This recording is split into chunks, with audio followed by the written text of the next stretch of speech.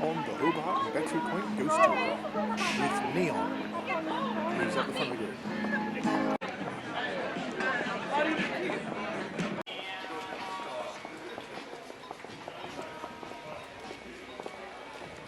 Getting warmed up.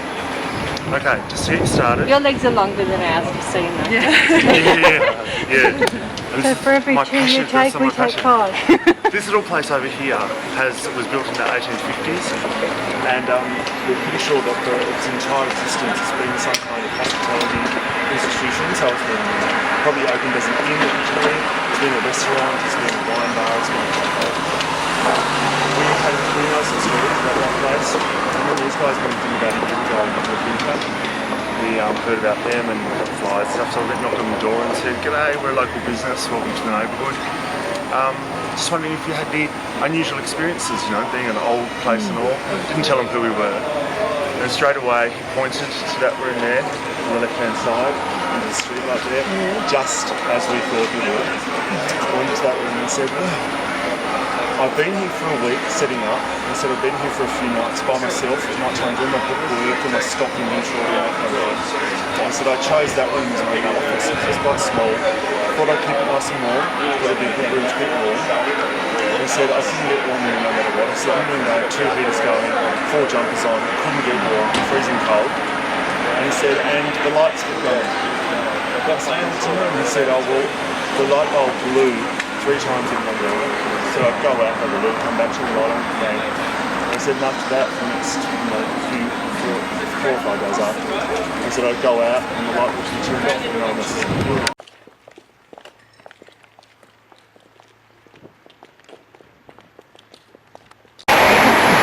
When the teenagers say, oh no, I haven't heard of him, I say, well basically he's the Brad Pitt of the 1930s, alright? Well, he grew up in Hobart. Okay, this is an arena built in 1834. Beautiful Georgian architecture, amazing mansion. Today it's a heritage museum, so if you come here during the day, you can pay, I think it's only about $5. And once you step through that front door, it's like a time, you go through a time warp. This is the oldest bed and breakfast. In the 1950s, there was a lady called Georgia Brown who had the lease of this place. She was the manager.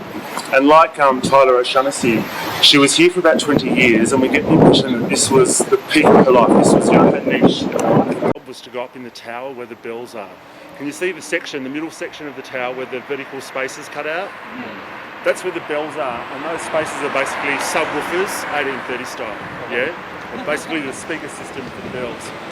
Okay, now out in the Burbs you have housing department places. This is the original housing department neighbourhood of Australia, built for pensioners' cottages, and these days they sell for $1 million. And some of them are like, they're so old that they literally just 2 rooms, kitchens and bathrooms and stuff all added on. So they can still work here. Yeah, this was the other spot. This is the other spot that was really popular with.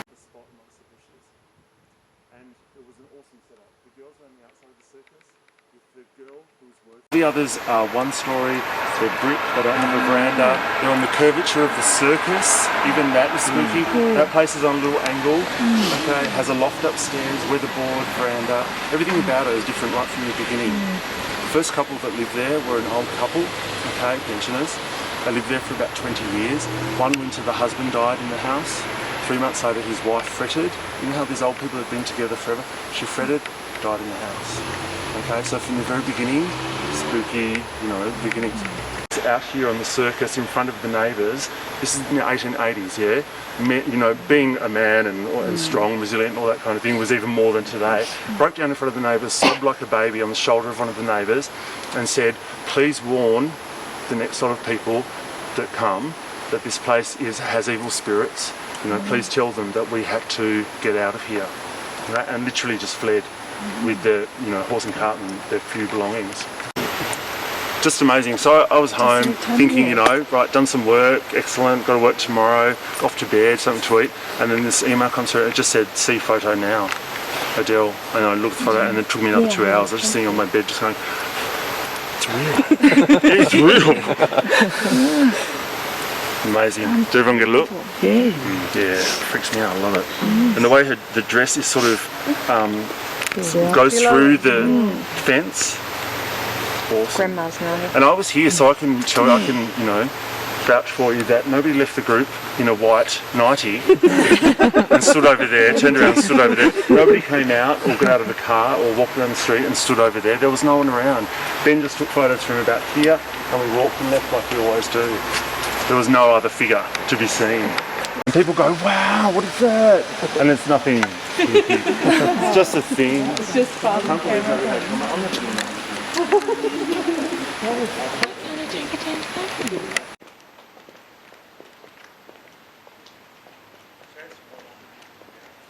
$4.5 star, costs like about $2,000 to stay in one of the accommodation suites, especially in the penthouse. I think it's $4,000 a week or something. This part of the hotel, the original house, is the reception, restaurant, conference rooms. This place was not built as a hotel. It was turned into a hotel in the 1950s. It was built originally as a private residence by Alexander McGregor, who was one of Hobart's bigwigs back in the 1870s, 1880s, and he was, no exaggeration, the second richest man in the world at the time. See, you know, like, look at me guys, how cool, right? Yeah. Awesome, let's go upstairs. But at least he didn't put himself centre. Yeah, centre of that.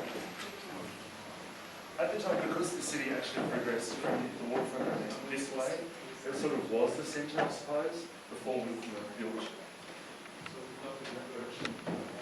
Times I looked over and I started talking and seen them going, oh, this.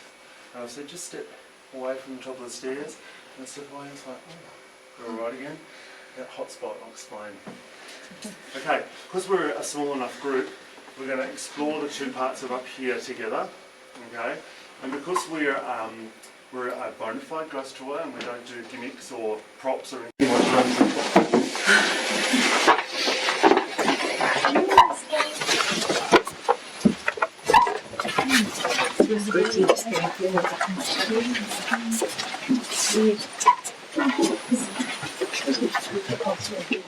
Alright. Yep. Well, that makes two of us, so the rest of them are buggered, aren't they? Yeah. Just push past you guys. These guys just want to. Don't want to test their fear factor. You're going back It's alright. No, I don't want to stand there. Okay, Yeah, I'll you go. stand Let me there. go. You stand there. You hold the door. You're right. I'll go with it. Come on, move it. Come on, you can come out. If you hold onto the rail, you can't go wrong. Yeah, I'm alright. I'm hanging on the rail. It's nice and solid. It's not going Yeah. nowhere. No, it's nice and solid. Oh, okay. I haven't got it pushed up so it suddenly tips. Oh, well, through. Thank God.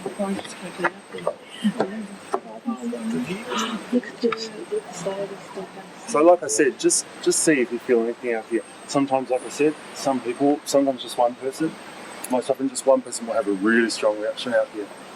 And while you're doing that, here's something to ponder. How the hell did they get permission to put the accommodation suite, which they built in 1956 or something, right there in front of the house? The door we came in downstairs is actually the side door.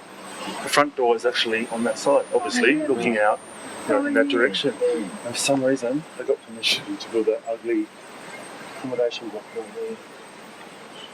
The penthouse suite on the top here is actually glass all the way around.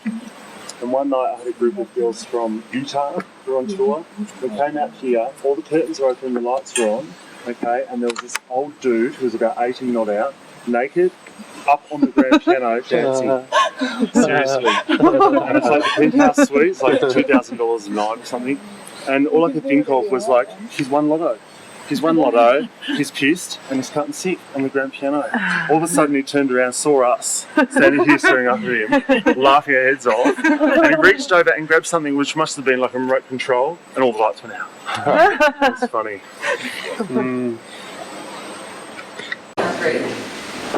Yeah, it's really heavy. Yeah, can't breathe. Like it's claustrophobic. But it's not, Oh, you can I- see. Oh, I didn't want to walk out alone. I was getting pushed. I was having it's just I was going to step in like it's there. You know what? Girl jumped off there. A girl jumped off there.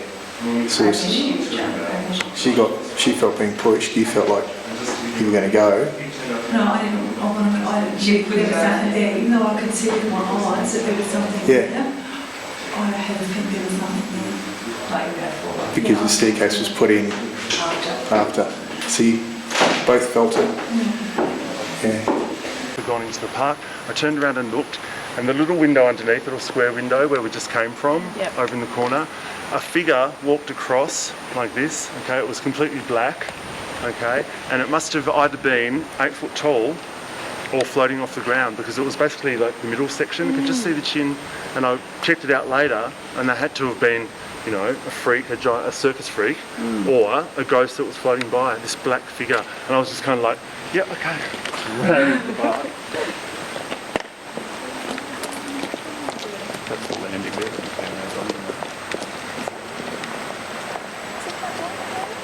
Yeah. Yeah. That's the...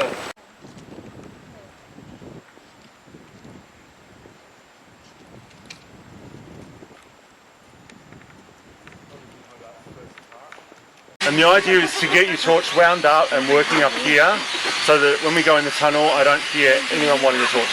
Okay? Unless you're really desperate, unless it goes out and you really want it to work. I've got stairs, if you follow it, it's not working.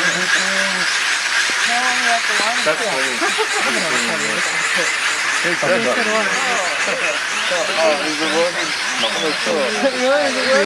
Rabbits are out. You're going to have to finish the tour, come back, catch the rabbits, get them to the RSPCA, and then I realised there was like more than one, and they were like happy and they weren't lost. They just lived here. Only Hobart. Yeah. None of these trees or bushes. This is the waterfront. This is the boat line right here, and 13 of those huge cannons. You know, the ones that are like a big car, pointing out to the water for these ships that never ever came. Airport of Hong Kong. Yeah, the airport of Hong Kong.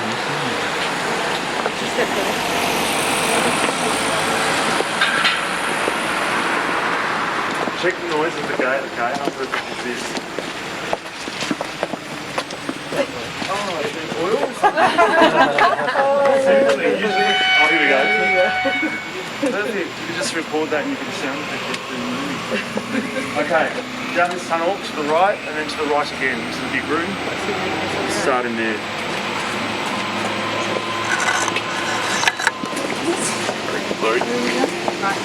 Yeah, right.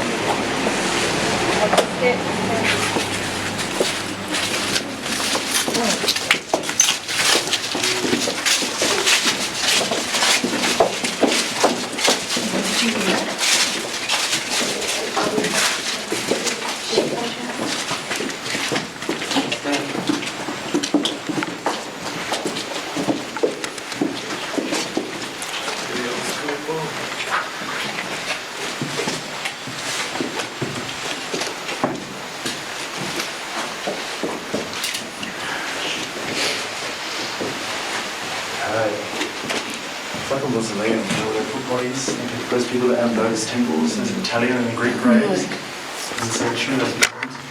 I want you to turn around and face that wall for me. Go to the sides so that everyone can see, and maybe you guys at the front. Shorter people at the front, taller people at the back. I want you to shine your torches in between those two spaces, those two vertical spaces that are cut out, which by the way is basically air conditioning, 1812. Yeah? Shine on that part of the wall, lots of torchlight, okay? Excellent. And on the count of 3, complete darkness. If you can't turn your torch off, just push it up against your jumper. Okay? 1, 2, 3. Oh, I've got my torchlight yet. Go in the dark. We need to go up close and we Fresh power it going. up. Something's going on. Yeah. Come on, come on, come on. You can see it glowing.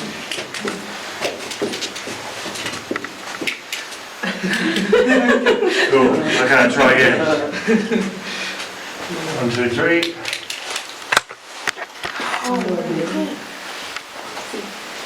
Nice and dark, yeah, awesome. Okay, glow in the dark paint, we've all seen that before, right? Around since the 1980s. But why is it there? Who's Kate, K-O-I-T? In 1986, it became known to the police and the council that a young guy from this neighbourhood had decided that he was sent from Satan. He was Satan's, long lost son, okay? And that his mission in life was to find a band of followers and bring Satan back to his rightful place here on earth. Sounds wonky, but this guy was quite serious. In Hobart. Yeah, in Hobart, yep, exactly. That's You moved why here, wouldn't why? you? Yeah, all places. They were coming down here, they were doing rituals down here, B-grade horror movie kind of stuff, pentacles, black candles, that kind of thing. But one element of their behaviour that was quite serious and had serious consequences was on about 5 occasions when they lured a young chick down here, a young girl, about 17, a little bit younger than them, got them down here, drugs, alcohol, nefarious ideas, 5 guys, 1 girl, and you have a recipe for disaster. Happened 5 times. When the police and the council found out what was going on, the boys actually found out they'd been busted, that they were onto it, and they all took off in different directions. None of them have ever been caught up with. So somewhere out in the world we've got about 6 guys in their early 40s with some really bad karma, either coming or been, and 5 women in their late 30s with really bad memories of this place. Yeah. 3 times on my tours, I've had a girl of about 17, teenage girl of about 17 or 18, come into this room, and before I've even spoken a word about what happened down here, they just go like this, I can't be in here, bad vibes, gotta go out, and they just leave. Same, exactly the same every time. No carrying on, no drama, just, really feeling like, I'm not meant to be in here, this is not cool, and then go outside and went outside. So it wasn't that they had no reception? No, it wasn't a Facebook thing. Exactly. So yeah, nasty. Now, on a lighter note, what did the soldiers get up to? From what we can tell, we have very, very little written information or even verbal, stories about this place. There's a lot of it we can only sort of, theorise about. But we know that there would have been a dozen young men stationed down here at any time of the day and night. They would have just had to sit around amongst the gunpowder and cannonballs and wait for these ships that never ever came. What the hell did they get up to? Just in there. And check out the awesome piece of engraved graffiti that's backs onto the room we were just in. Some poor dude who didn't leave enough room for his whole name, so it says James Rat Chief. Awesome. One good one. You. It's narrow.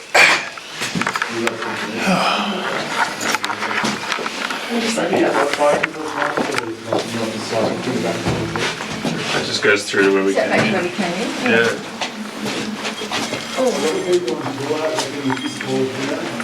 What? Bad? What'd you get?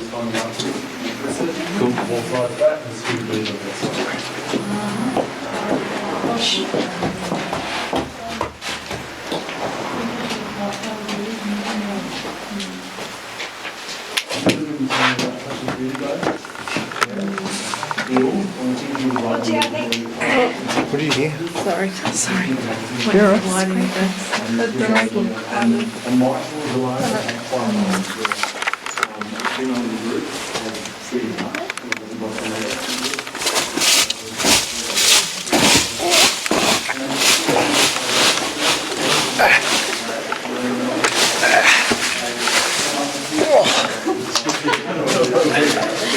That's a bit of a step.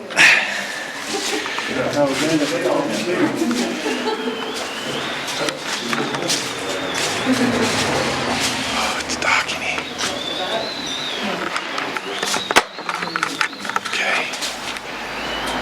can't see a thing.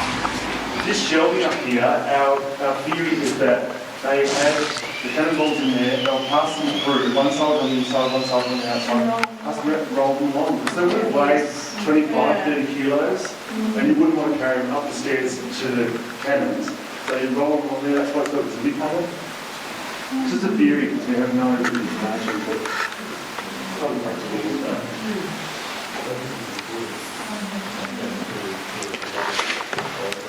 Wander around and do the rest of this, you guys. I'll show you that whole piece of graffiti, the oldest one we've found so far. There's a little kid called Donnie. Come on, down. No, I've got to keep winding it for it to Oh, stay. yeah. I've got another one, mate. Going the other way. We need to update them regularly, hey? A little kid called Donnie, and he was 9 years old. Down there. And he was just the right height to find When we this. first came in. That's where it goes to. Look at that. It says Paul, 1844. Isn't that awesome? Yeah. So not long after the place was abandoned, this guy came down and God knows who he was or what he was doing down here. Pretty sure it's a 4, but it's definitely 18 something 4. Yeah. Can't be a 0 because it was about 18, 12 and that has to be a 2 or 3. Yeah, I love these ones where they had so much time on their hands. They could actually break, you know.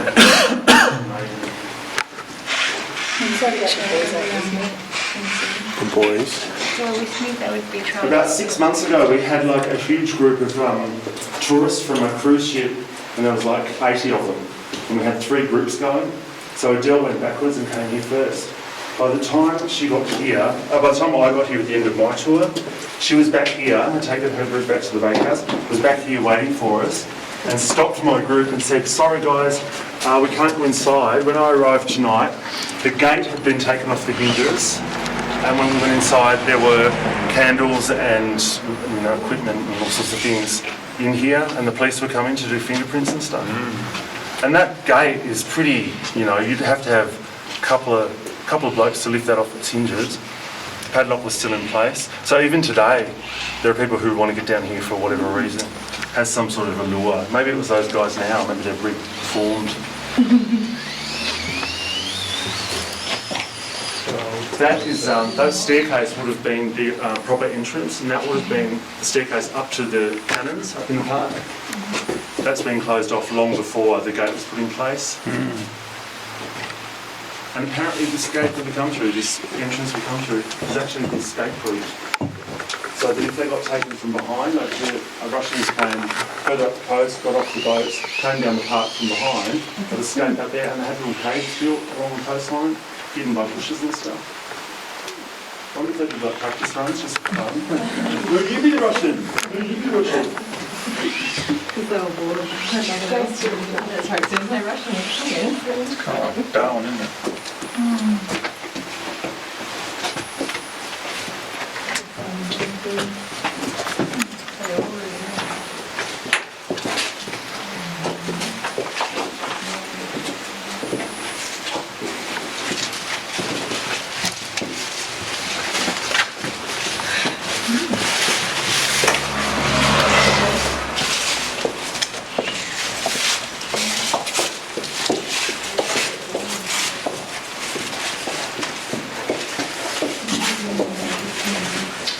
Yeah, this gate is pretty solid, and even like I wouldn't go like that.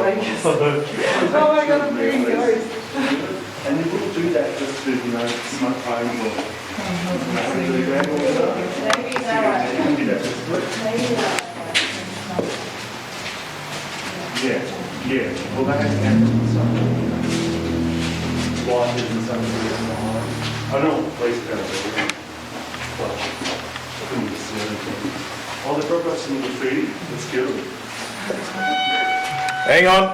There's still one more in there. See you, Sarah. I'd love to stay, but apparently my wife needs me.